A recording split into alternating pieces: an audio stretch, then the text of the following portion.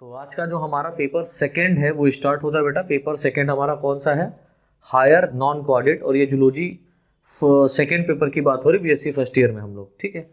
तो जूलॉजी के जो सेकंड पेपर है इसमें क्या पढ़ना है हम लोगों को? इसमें एनीलिडा से लेकर के इकाइनोडर्मेटा तक जो यहाँ पर फाइलम रखे गए उनको पढ़ना। इकाइनोडर्मेटा के बाद वाले जो भी यहाँ पर फाइलम रखा गया लाइक कॉर्डेटा, तो पूरा कॉर्डेटा जो है वो हम लोग बीएससी सेकेंड ईयर में डिस्कस करेंगे, राइट।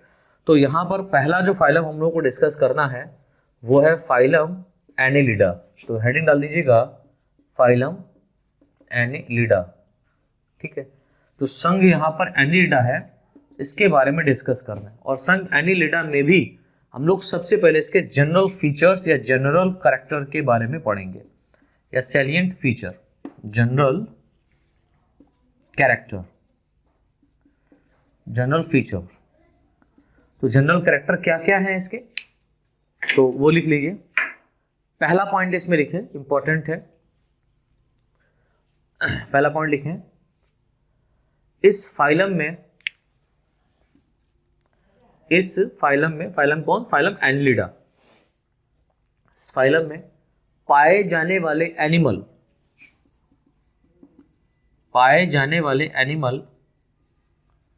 एक्वाटिक मतलब जलीय, कॉमा मैराइन। एक्वाटिक होते हैं, जलीय होते हैं, और ये कैसे होते हैं? मैराइन होते हैं, मैराइन वाटर मतलब समुद्री जल। एक्वाटिक कॉमा मैराइन वाटर, समुद्री जल, तथा कुछ फ्रेश वाटर,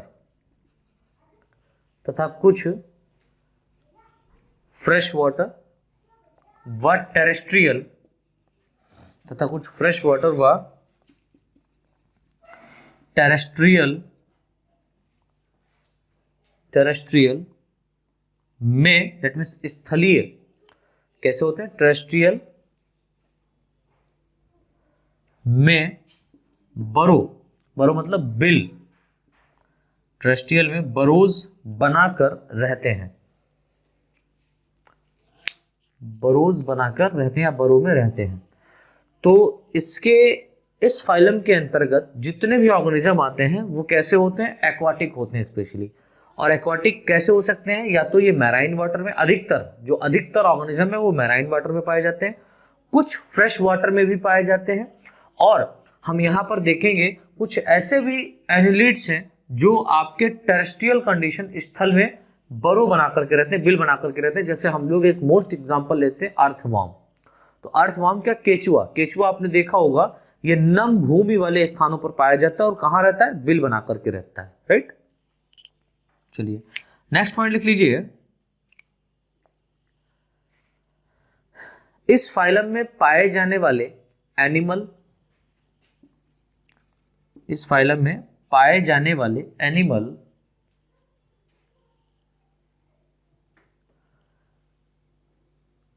कुछ सिम्बायोटिक,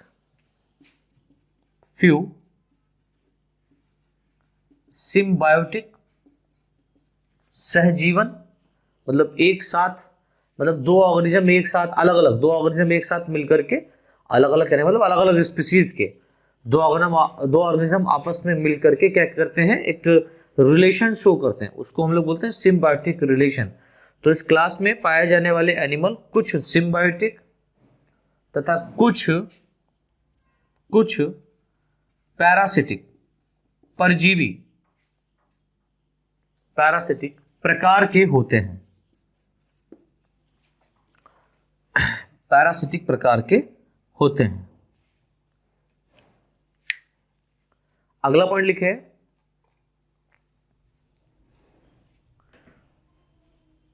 इन सदस्यों की बॉडी स्मूथ मतलब चिकनी या मुलायम, कॉमा ट्राइलेयर्ड, त्रिस्तरीय। तो अब यहां से देखिए एनीलिडा से लेकर के जितने भी आपके ऑर्गेनिज्म अब आगे आएंगे, इन सभी की बॉडी कैसी होती है? त्रिस्तरीय होती है, ट्राइलेयर्ड होती है। Body smooth, trilayered, bilateral symmetry, bilateral symmetry एवं वर्मीफॉर्म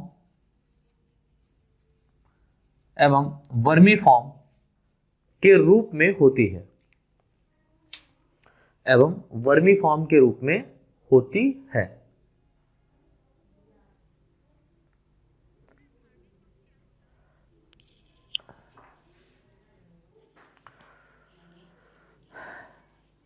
इनकी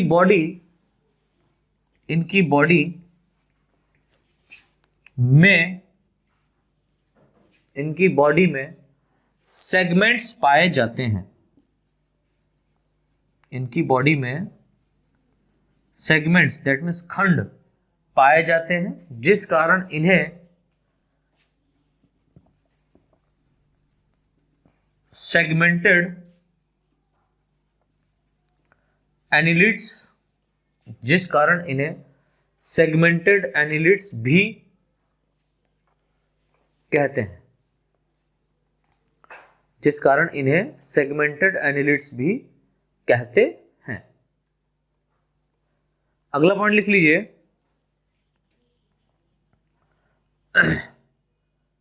इनमें बॉडी वॉल,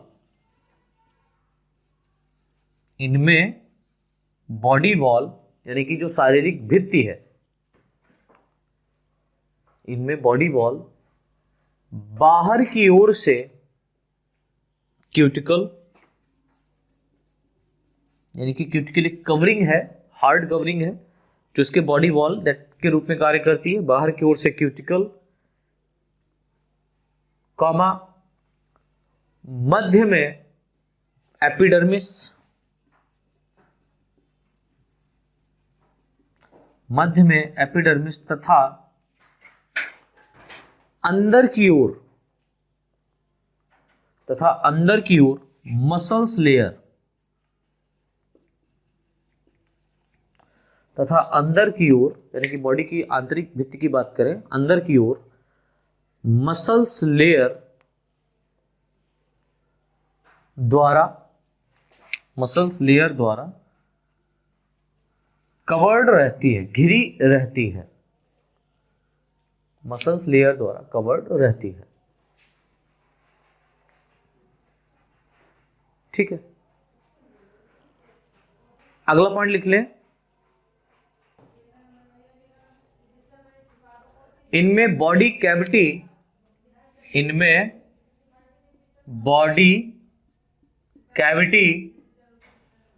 यानी कि इनके अंदर जो शारीरिक गुहा है या बॉडी कैविटी है, ट्रू टाइप की होती है। इनमें बॉडी कैविटी ट्रू टाइप की होती है, अर्थात इनमें हम ये कह सकते हैं, अर्थात इनमें ट्रू सीलोम, यहां पर बायोलॉजी की भाषा में एनिमल्स की बॉडी को हम लोग सीलोम के, दैट मीन्स बॉडी के अंदर जो कैविटी है उसको सीलोम से रिप्रेजेंट करते हैं। तो यहां पर जो सीलोम है वो कैसा है, ट्रू सीलोम टाइप का है। दैट मीन्स हम ये कह सकते हैं इन ऑर्गेनिज्म के अंदर जो सीलोम पाया जाता है या इन ऑर्गेनिज्म की जो बॉडी होती है वो सीलोमेटेड होती है। दैट मीन्स इनमें बॉडी कैविटी ट्रू टाइप की पाई जाती है, अर्थात इनमें ट्रू सीलोम पाया जाता है। ठीक है, एक सत्य प्रकार का क्या पाया जाता है, कैविटी पाई जाती है। अगला पॉइंट लिख लीजिए इसमें, नेक्स्ट, इनमें डाइजेशन, अगर हम लोग इनके पाचन की बात करें, इनमें डाइजेशन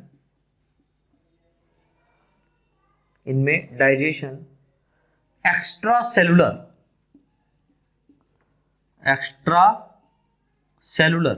यानी कि कोशिका के बाहर डाइजेशन हो रहा है, इनमें डाइजेशन एक्स्ट्रा सेलुलर होता है, एक्स्ट्रा सेलुलर होता है, तथा एलिमेंट्री कैनाल, जिनकी जो आहार नाल है, तथा एलिमेंट्री कैनाल बोले तो आहार नाल,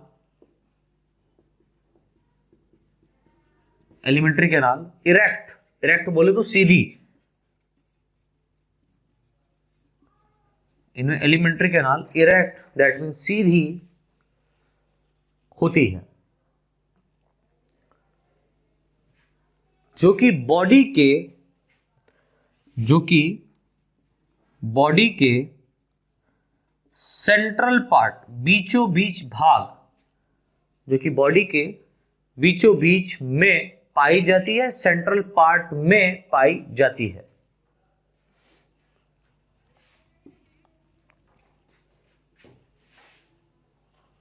नेक्स्ट पॉइंट लिखें, इनमें लोकोमोशन के लिए, यानी कि इनके अंदर जो गमन की प्रक्रिया है उसके लिए बॉडी वॉल में, इनमें लोकोमोशन के लिए बॉडी वॉल में काइटिन के बने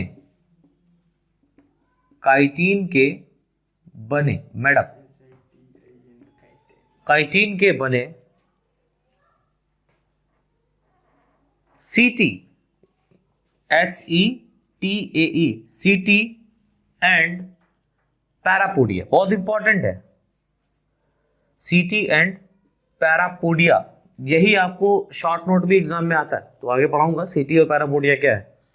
सीटी और पैरापोडिया पाए जाते हैं, तो इनके अंदर लोकोमोशन स्पेशली किसके थ्रू होता है, सीटी के थ्रू होता है, या हम कह सकते हैं पैरापोडिया के थ्रू पाया जाता है। नेक्स्ट पॉइंट लिख लें, इनमें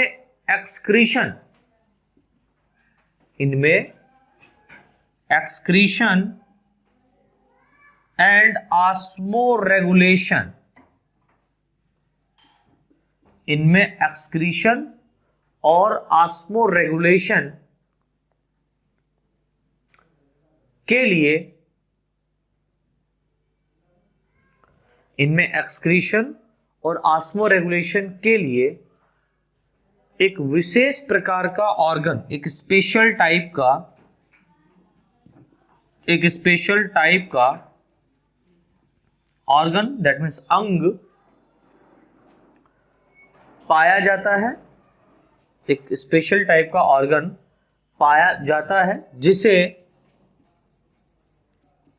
नेफ्रिडिया, बहुत इंपॉर्टेंट है।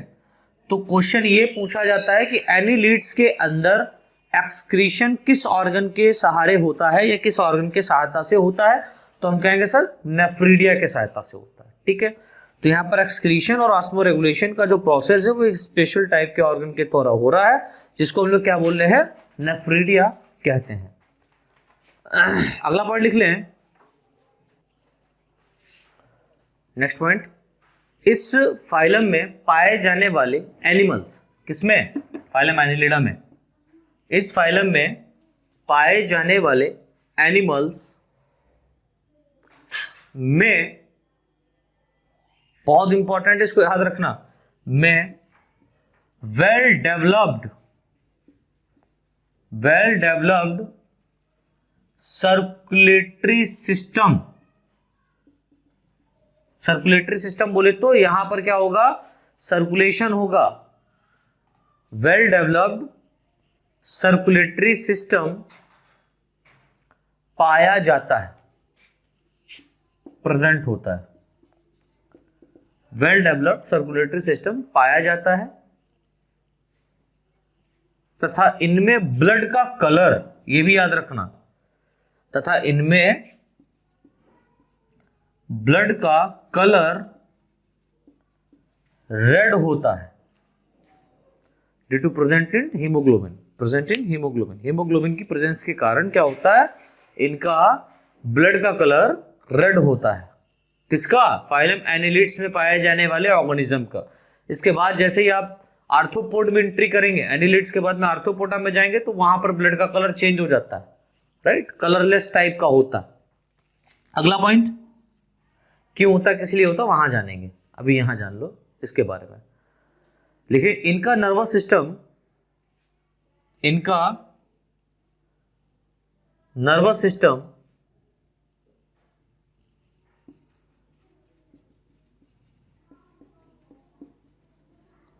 नर्व रिंग, इनका नर्वस सिस्टम नर्व रिंग तथा नर्व कॉर्ड, नर्व रिंग तथा नर्व कॉर्ड, नर्व रिंग तथा नर्व कॉर्ड से मिलकर बना होता है, से मिलकर बना होता है। अगला पॉइंट लिख दें,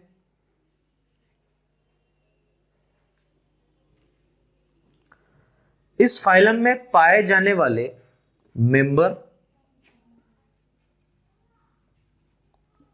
इस फाइलम में पाए जाने वाले मेंबर यूनिसेक्सुअल एंड बाइसेक्सुअल, इस फाइलम में पाए जाने वाले सदस्य या मेंबर यूनिसेक्सुअल एंड बाइसेक्सुअल दोनों प्रकार के होते हैं, बोथ टाइप के, दोनों प्रकार के होते हैं, एक लिंगी भी होंगे, द्विलिंगी भी होंगे। अगला पॉइंट,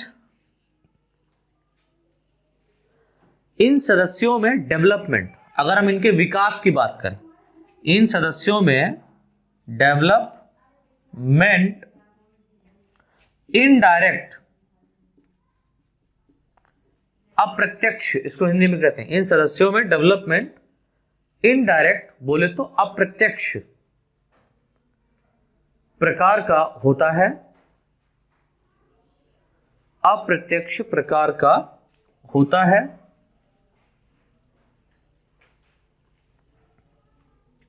अतः इनमें ट्रोकोफोर लार्वा, अतः इनमें trochophore larva, TROCHOPHORE, trochophore larva का फॉर्मेशन होता है, ट्रोकोफोर लार्वा का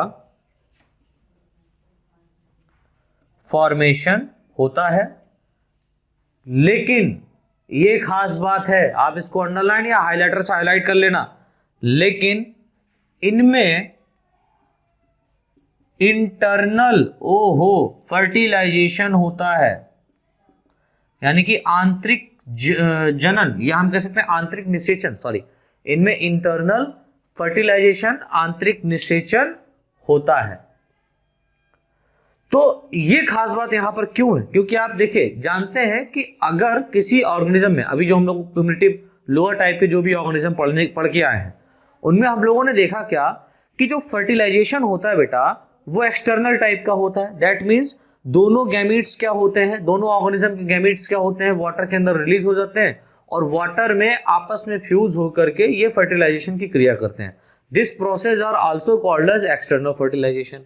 देन एक्सटर्नल फर्टिलाइजेशन यदि होगा तो जाहिर सी बात है इनके अंदर लार्वल कंडीशन पाई जाएगी, ठीक है, लार्वा कंडीशन पाई जाती है, दैट मीन्स लार्वा बनेगा तो लोअर ऑर्गेनिज्म में, ठीक है।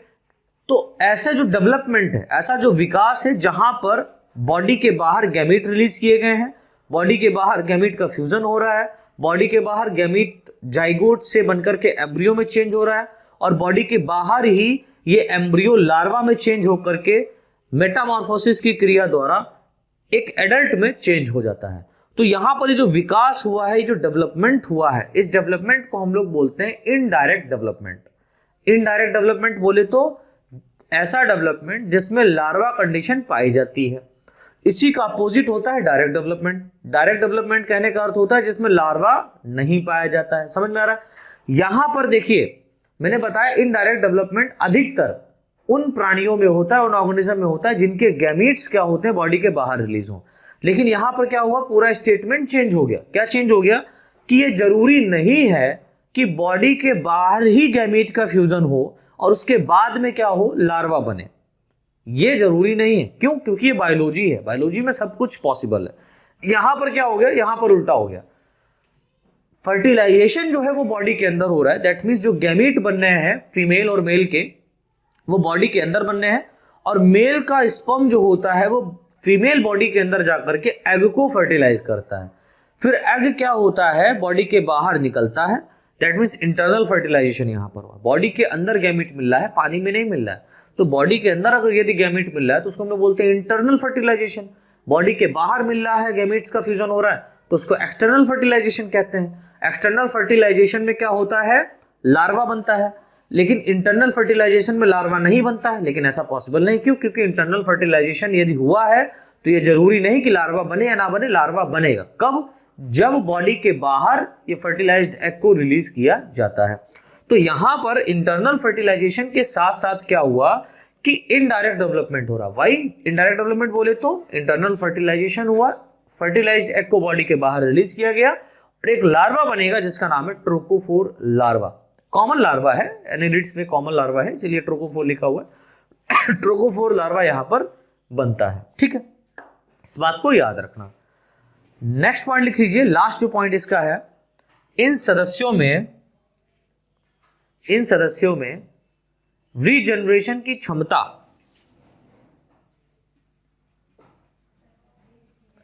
इन सदस्यों में रीजनरेशन यानी कि यहां पर पुनः निर्माण या पुनरुद्भवन इसको हिंदी में कहते हैं। रीजनरेशन की कैपेसिटी यानी क्षमता अत्यधिक रूप से पाई जाती है, बहुत ही ज्यादा मात्रा में पाई जाती है। समझ में आया बेटा? तो इस तरीके से ये हमारा फाइलम एनिलिडा के जनरल कैरेक्टर्स क्या हुए, कंप्लीट हुए।